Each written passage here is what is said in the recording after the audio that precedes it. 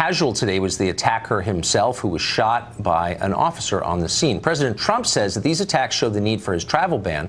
But beside easy travel, what other factors have made Europe such a common terror target? Douglas Murray is the author of The Strange Death of Europe. He's thought a lot about this, and he joins us from London. Douglas, thanks a lot for coming on. One of the things you often hear Americans say, I have said, including last night, is that assimilation is the problem. These people are not assimilated. And yet you look around, and there are actually a number of groups in our society and yours who aren't assimilated. Hasidic Jews live apart. The Amish live apart. They pose no threat at all to the country they live in. They love the country. Why is this group different?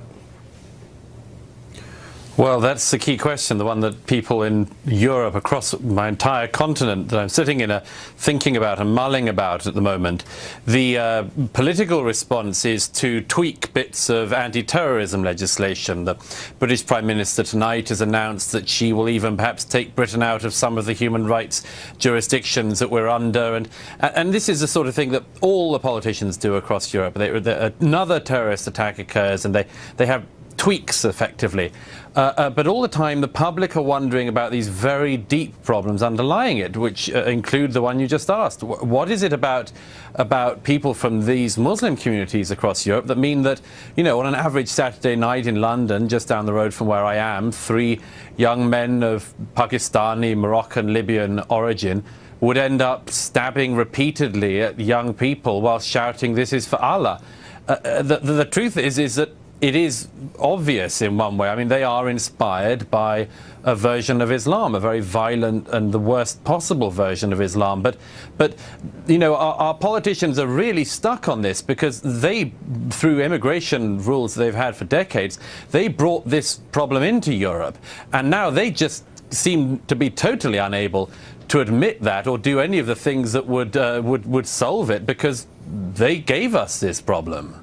And against all evidence, they lie about the motive. So if you want to know why someone's doing something, the first step is to ask him why you're doing this. I want to put up on the screen quotes from an Islamist magazine. These were printed directly after the Orlando nightclub attack here in the United States, and they say it really clearly. We hate you first and foremost because you are disbelievers. That's about as clear as it could possibly be. Then they go on to point 2, which is we hate you because your secular liberal societies permit the very things Allah has prohibited while banning many of the things he has permitted. Your secular liberalism has led you to tolerate and even support gay rights, alcohol, drugs, fornication, gambling, and usury. They're widespread. You encourage people to mock those who denounce these filthy sins and vices. We could go on. But look, the point is they're saying this is a religious war. Why don't we believe them? Well, because if it is true, then we've got all sorts of miseries ahead of us. I happen to think we do. But, you know, in the meantime, we're in this transition phase in Europe. You know, I just came from a public debate I was doing in Westminster tonight. And, you know, the people are still, although things are moving, they are still in that sphere where it's, you know, they're saying, you know, what has our foreign policy done that might have caused this? Or, you know, if a guy comes from Pakistan, as one of the attackers on Saturday night did, I don't think much of our country's Pakistani foreign policy could be blamed on this. You know, people are sort of almost reaching out to find any reason other than the one that's staring them in the face. Because, as I say, again, there's this issue. It came up in Manchester 2 weeks ago.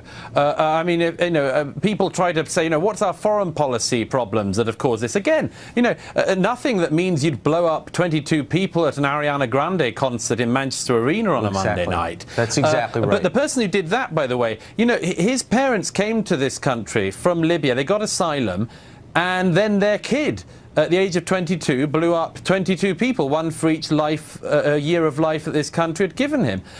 And those are the questions that our politicians are just totally incapable, for the time being, of addressing. And so we have this terrible and growing vacuum. I want to go back quickly to something you just said, because I thought it was provocative. You said, if the obvious is true, if what they say about their own motives turns out to be true, it spells a tough time ahead. What does that mean exactly? Well, let me give you a quick example. I mean, we all know that it's a tiny number of actual people from the Muslim communities who are going to carry out a terrorist attack. But 2 polls last year, one in April last year and one in December, by very reputable organisations, showed that in one poll a half and in the other 2/3 of British Muslims said they would not go to the police if somebody they knew was involved in ISIS-like groups.